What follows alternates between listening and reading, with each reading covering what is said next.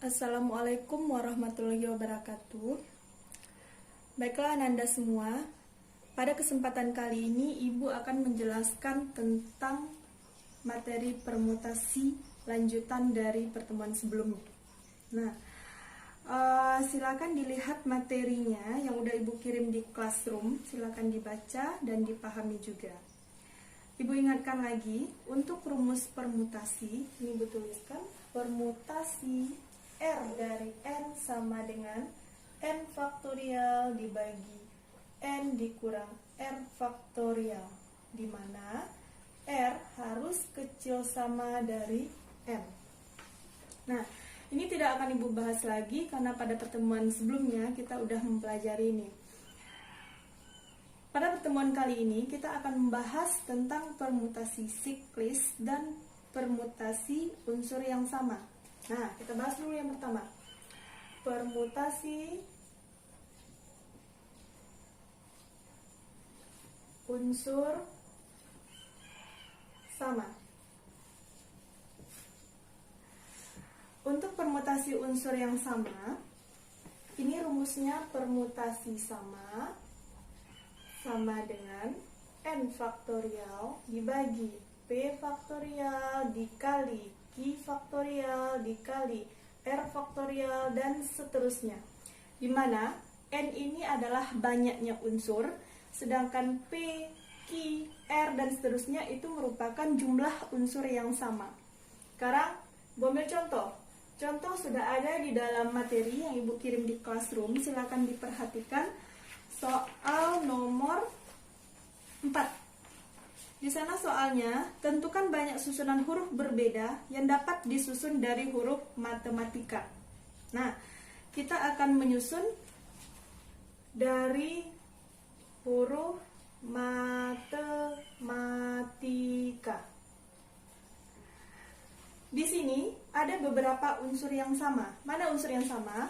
Nih, huruf M ada 2. A-nya ada 3.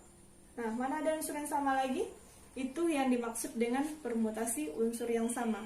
Maka dapat kita simpulkan dari sini, dari kata matematika, berarti N ini adalah jumlah unsur, berarti jumlah huruf di sini 1, 2, 3, 4, 5, 6, 7, 8, 9, 10, berarti N-nya ada 10. Nah, untuk huruf M atau unsur dari jumlah M ini jumlahnya ada 2. Kita tulis 2 di sini. Mana lagi? Huruf A. A-nya sama dengan 1, 2, 3. Berarti A-nya 3. T-nya ada 2. E-nya ada 1. Mana lagi? I-nya ada 1. K-nya ada 1. Nah, berarti jumlahnya semuanya 10. 5, 10. Nah, untuk menentukan banyak susunan yang akan terbentuk, kita akan menggunakan permutasi sama. Maka ini dapat kita masukkan ke rumus permutasi sama tadi. Ini di sini. Permutasi sama dengan N faktorial. N kita tadi 10, berarti di sini 10 faktorial dibagi P, berarti unsur yang sama. Unsur yang jumlahnya 1 ini kita abaikan saja. Kenapa? Karena nilai 1 faktorial nilainya sama dengan 1. Bilangan dibagi dengan 1 tidak akan merubah nilai. Berarti yang E ini kita abaikan, I kita abaikan, K kita abaikan karena nilainya hanya 1.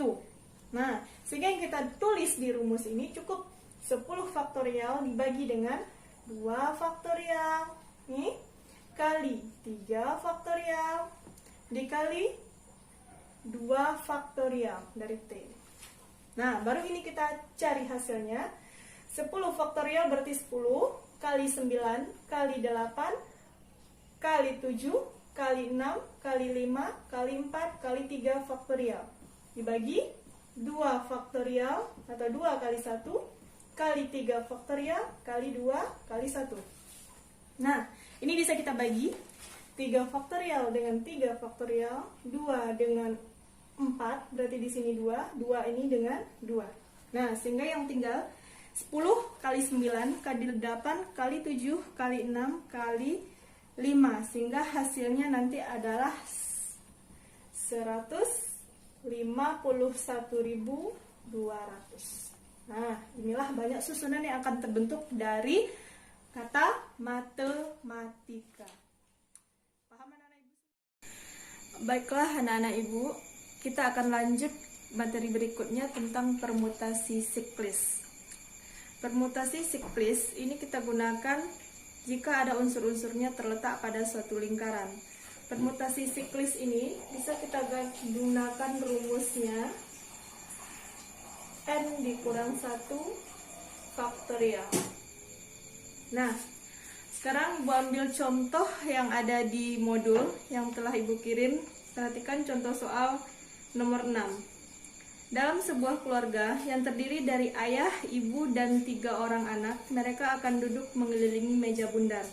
Berapa banyak susunan mereka duduk jika ayah dan ibu harus duduk berdekatan? Nah, di sana ada ayah, ibu, dan 3 anak. Berarti ada 5 orang. Tapi yang kita hitung dalam permutasi siklis ini bukan kelimanya. Misalnya, ibu buat dalam bentuk lingkaran.